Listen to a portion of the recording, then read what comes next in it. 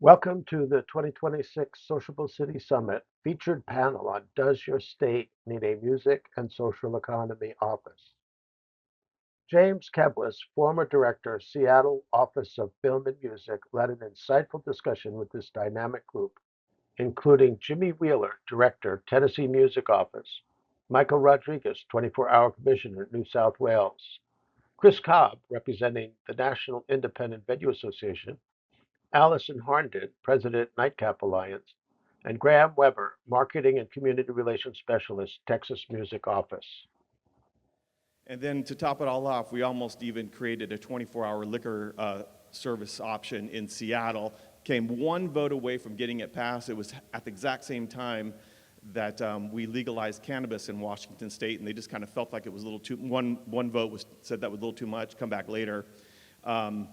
But we had state patrol, enforcement, operators, cities from all over the state of Washington coming together to say, local options for 24-hour liquor service, and there's a lot of good reasons why. That happened because of Jim Peters. None of that would have been possible without RHI's leadership. I'm just so grateful. And I don't really work in music and nightlife anymore. I work in film now, so I haven't been at a few conferences in a while. And the advantage of having been away and then coming back for this one is that you get to see how much more has progressed in this panel here and the work that's getting done. It's incredible. So I don't know, give it up for Jim Peters, please. Just incredible work. So Jim, let's keep your roll going. Let's talk about whether states need a Office of Music and Social Economy. I have a great panel here, and with all due respect to our friends in Texas and New Orleans, Tennessee has got to be the best place to have this conversation. I mean, this town is incredible. I like to think I'm a music city. I go to Austin as much as possible, and I just bow to Nashville. It's so good. So we're gonna unpack this a little bit. Hopefully, everybody walks away. We're going to talk about the benefits of why you might even want a music city and how it might work. What are the challenges? What's working, and maybe what's next? And our goal here is to make you, some of you anyway, feel like you want to go home and do something about this, and then maybe even if a couple of you will act on it. So real quickly, I want the panel to introduce yourselves, kind of what you represent, and then I'm going to ask the first question. And Jimmy, we'll start with you. Yeah, I'm Jimmy Wheeler with the Tennessee Entertainment Commission Music Office. Hi, I'm Graham Weber. I'm with the Texas Music Office at the Office of the Governor in the state of Texas. Hi, Allison Harnden. I'm the Nighttime Economy Manager for the City of Pittsburgh, but I'm representing Nighttime Economy and Culture and Policy Alliance, Nightcap Alliance, today in this conversation.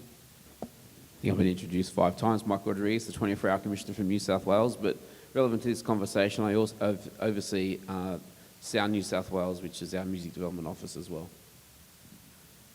Chris Cobb, like Jim said, filling in for Jamie Kent today. Jamie is NEVA Tennessee's lobbyist who is testifying right now, and I'm the president of the Tennessee chapter of NEVA. So I want to get into the benefits, like why have a music industry? Why should states? Like I want to explain how this works, why it's good, and then from there we can start breaking it down, how to make that happen. One of my favorite studies was in 2009. It was a Wall Street Journal study that asked, where do young people move to out of college after they get their undergraduate degree? And Seattle was ranked number 1 with DC. And in both of those cases, the music scene was the number 1 reason cited for the reasons to move to those places. Educated young workforce. I just always love that.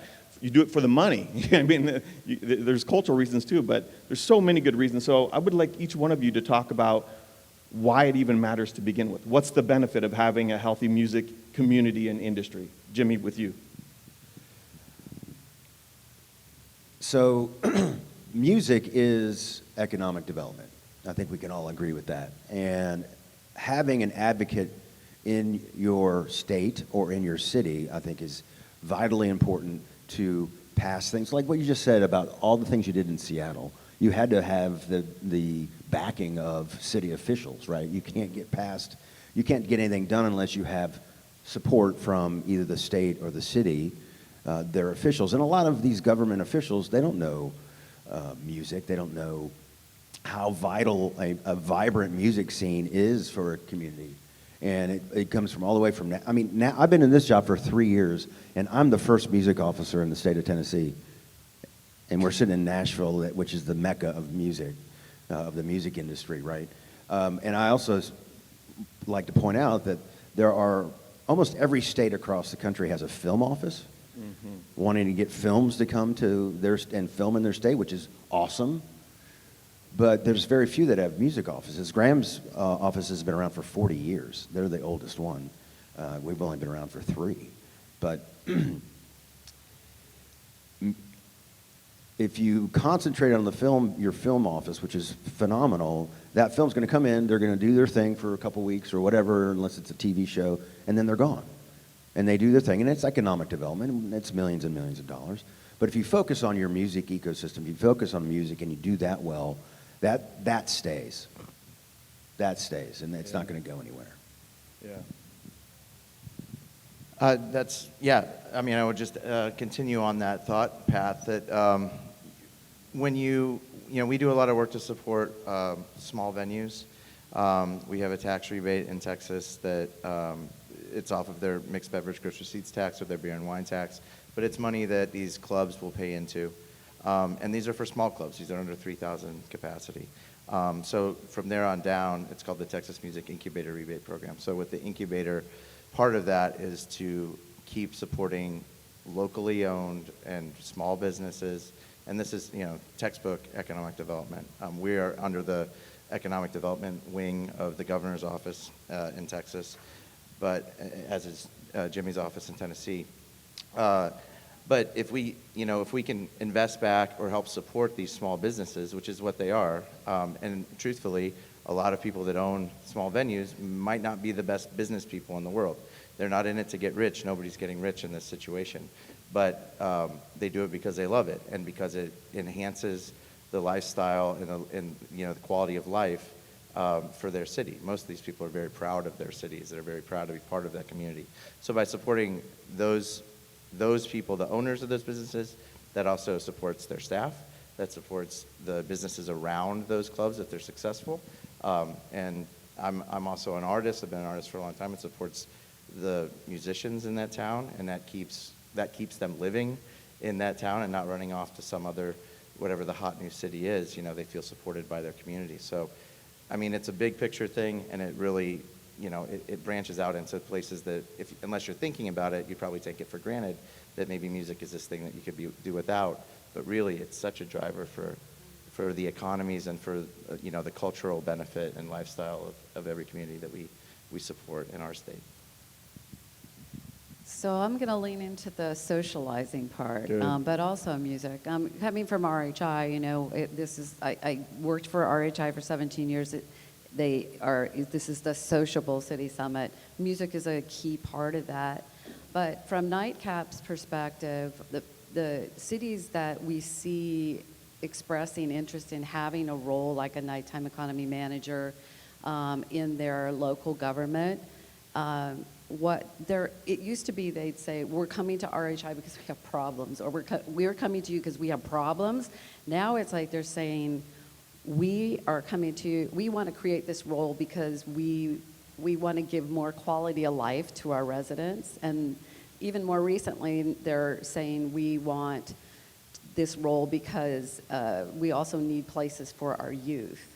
One of the things that, coming from that kind of socializing background, I've always been so interested in like what people do when they go out, what drives them to connect as human beings. And a couple of years ago, the Surgeon General put out a report on the epidemic of isolation and loneliness. And I was like, finally somebody's, putting into, sees the importance. It took the, pandemic to really see that importance of connection. And music, I also was a theater and literature major. So that science of what theater does, not just to the performance, but there's this whole, in Greek theater, the audience is much part of that experience as the performance. And that they saw that as a way of having a communal catharsis, like reaching this kind of state of ecstasy almost, and then, like releasing that. And so, music, when you're in it and experiencing it, it's an individual thing, but it's also something that is communal and also can, cut across all those lines. It's equitable, So it's important for so many reasons, but those are the ones I'll talk about. Yeah. I can't add about too much more, but maybe the only it's so innate to humanity to come together and tell stories, right? And music is a well understood format for telling stories along with dance. They're just innately human. Every culture in the world has it. The other aspect to it is that it allows for the expression of identity. And so we're here in Nashville, and Nashville has a really strong music identity, right? And it should be different here to another place. So as we think about that economic development argument, framing it with these other concepts of social cohesion and identity and storytelling probably round out the picture as to why this is important. Yeah. Chris? There is nothing to add. Those were great. No, those were great answers. So down here at the end, I'll just try to kind of bow and recap that a little bit. Why music? It's real, it's authentic, it makes people happier, it brings people together. Yeah. In a time of divisiveness, I think it's probably as important now as any time in my lifetime at least. And then from there, the driving component that's been mentioned a little bit economically, a lot of talk about, driver of the neighborhood, Chicago Loop study saying, a dollar on a ticket is $12, in that neighborhood, revitalizing neighborhoods that need it, all of these things kind of on the foundation level economically, but then as mentioned, why does Oracle want to be here? Why does Amazon in Seattle and Nashville and so on and so forth? And when you start to look at that, it's not an accident that the music cities are also the cities that are having the most growth from the top down, because people are happier, people want to live there because there is an actual community there that's built around music. Yeah. Well, challenge accepted to add more. I'll say economic development is absolutely the right place, the right frame of mind to think about it. Jobs, wages, business, revenue, all of those things. But the social part of it is just as important. And the thing that comes to mind for me is whenever there's a catastrophe in a community or a problem that what's the first thing everyone does? Throw a concert and raise awareness and raise money. Musicians come out, they perform. It's the first move over and over and over again because music has that power. And the fact that it's in your community, you can act on that and they can ignite and bring people together. There's not many things that do that anymore. Sports, music, things like that is a really powerful thing. And it also really has a vehicle for change. There's a great case study, if you ever want to look it up. It's in South Korea. They were trying to raise money for blood drives. They're trying to have blood for accidents, having trouble getting people to donate blood. And then they started having these choral performances in their malls and things like that. And they'd gather the people. It was like, everyone was watching, hundreds of people watching this choir singing. And slowly the choir would drop into a boop, boop, boop, boop, heartbeat sound in a choral song. And everybody would be just sitting there listening to it, not knowing what's going on.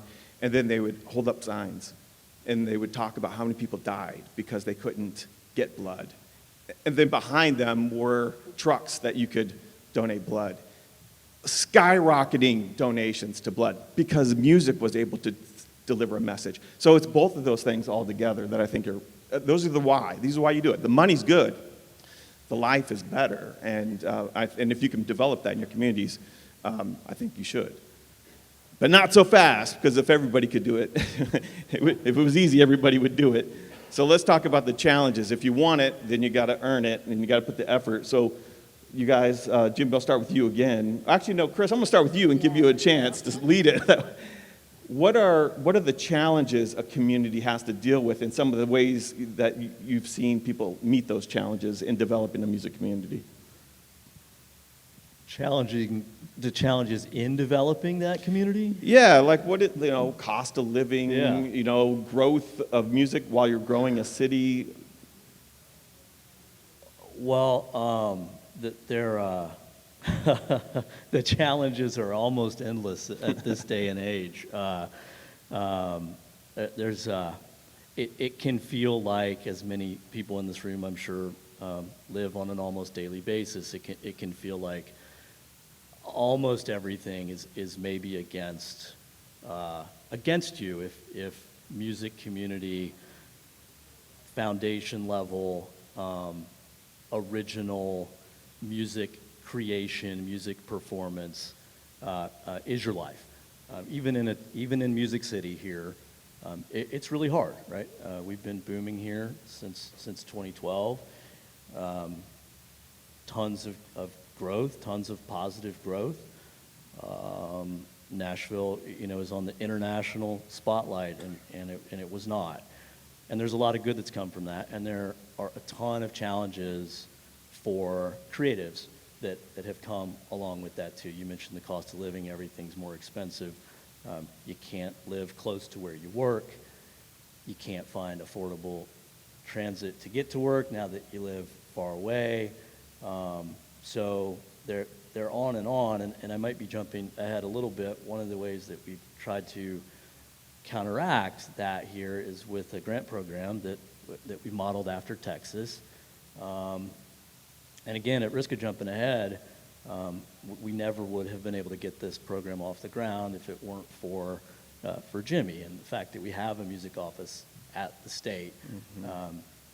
Briefly, this fund exists now within Jimmy's office to provide grants to 3 buckets: small independent venues, like Graham was talking about, artists, and independent promoters across the state of Tennessee, because of all the challenges. And I'll just go ahead and state the fact that without a music office, that it would not exist, and none of those people would be able to receive the help that they need to clear those challenges and continue making music here in Tennessee. Michael? Yeah, I guess through the lens of the role that I play, or the office plays, and the answer there just turns your mind to the complexity of the system in which the music is to be experienced and enjoyed. Like, if you just take that for a second, across a city or a state environment, every aspect of government touches that in some way, through planning, through policing, through transportation, through economic development. And so to get to the positive outcomes that you're describing in an efficient and reliable way, and I guess raising this question of, should there be a state function? Well, whether you want it or not, the state's involved. It just can be intentional about it, or it can be absent about it. And putting intention behind it focuses government and its many agencies to act in line with a vision that can allow for the positive outcomes to happen. And I think you need to accept that it is complex. And it's only in accepting it that you realize that putting a role at the heart of that complexity is the beginning of how you iron out the system, so that when you get to the end point, which is ultimately someone coming to see a performance where an artist can afford to live in a place to generate a sufficient income without, to live a good life, is the end outcome. I think that, as we grapple with these issues, you can either take a holistic approach or a fragmented one. Mm-hmm. Allison? Yeah, well, I've been in this a long time, so I'm thinking it used to be that there was a lack of cohesiveness among the music community, or having a unified vision. It used to be they didn't have an advocate, and now we have National Independent Venue Association, and we have NICAP, and we have night managers working with our local NEVA representative to work together. But so some of the challenges of we've gotten a little further, right? But there's still structurally, problems. And even though you may have a local NEVA rep, a lot of them are working their real job. Like they are a music venue, or in the case of Pittsburgh, they're a promoter. They're very busy people, and so as a nighttime economy manager, we partner together, but I'm probably picking up a little bit more than my share for the music industry. I think communicating the importance of music as a driver is really still a big challenge, and some of that we need tools, and there are more tools now. You have these offices, you have economic impact reports that some people have, like music census. We didn't used to have any sound experts that would come in and, like Sound Music City or Sound Diplomacy, these organizations that are focused on that. So a lot more tools now, but it's still it's hard to get done, because this is what you need. You need that structure that pulls it all together at a different level, that integrates with the local. So that's a big, and I would say, a big challenge is the financial supports. But that goes back to communicating the importance of it. Yeah, I think from the state level, there aren't a lot of state music offices yet in America. Tennessee has one. We're 36 years. We're going to have a party for 40. And there are limitations. This is, I've been in this job, over a year. I've worked with my office on different projects in the past.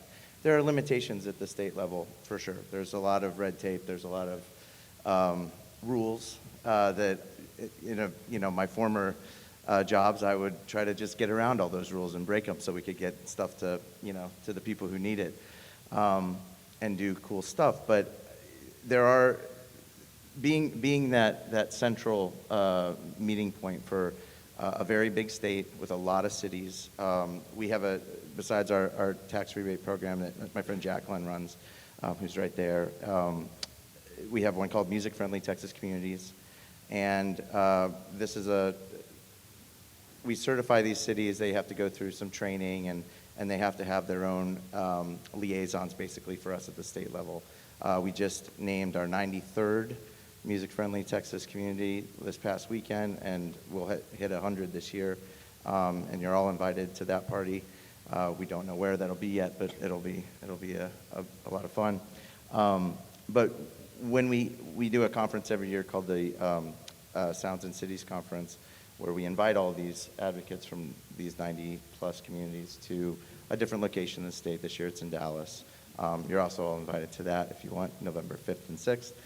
We're trying to expand that out to invite more people from other places. So the impetus of that conference is to get everybody in the same place as much as possible, so there are monthly online, like Zooms or Teams calls with these different advocates and liaisons from 5 different regions in Texas. But the point of all of that is to get these people talking to each other.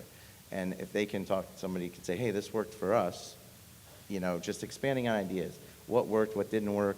And the more people talk to each other, then the better everybody's going to be. And not everything is a perfect fit. A very small town and Houston are not going to have the same issues and the same problems. But there's a new head of arts and culture in Houston. I met with her last week, and then linked her up with the people in Dallas and Fort Worth, and we've got a new structure in Austin. That I'm just hoping that everybody in our state can start communicating and sharing ideas, and because these different cities are doing wonderful things.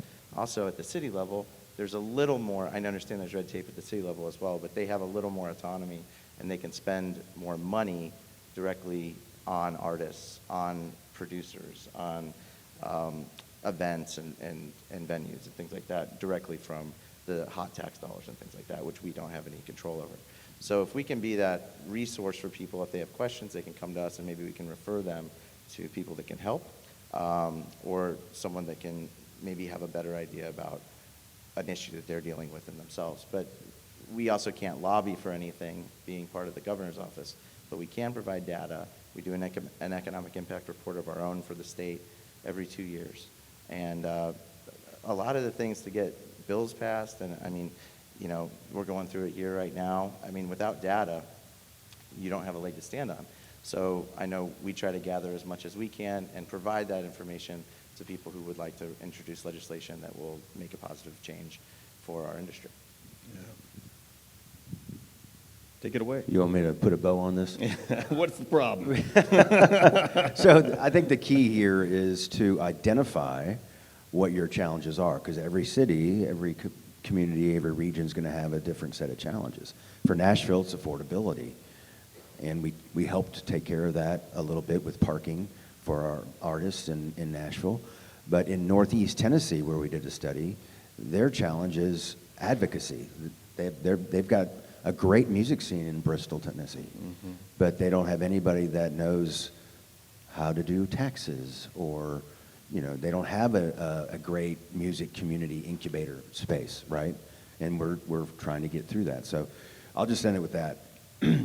Identify what your challenges are, and then come up with ways to solve that challenge. Yeah. The way, what we did in Seattle, the way we kind of characterized it, and I'd love to get a response from you from this, but there's a few ways you can grow a music community or a music industry or whatever. But we landed on the number one thing you can do is just have places for people to play and gather and see, right? Where artists can develop their craft and audiences get developed, that whole thing. So you need as many venues as possible. That's really important. But then this opens up all of these, all right, noise and affordability and the ability for them to even pay artists, because that's the next challenge is, can the artist? Unfortunately, due to a technical glitch, the balance of this workshop was lost. But join us in Philadelphia for the 2027 Sociable City Summit, where we'll continue this discussion with a featured closing presentation on the future of music and independent venues, with representatives from these organizations and others exploring how your city and state can continue to develop music ecosystems to support local vibrancy and sociability. Thank you for your consideration.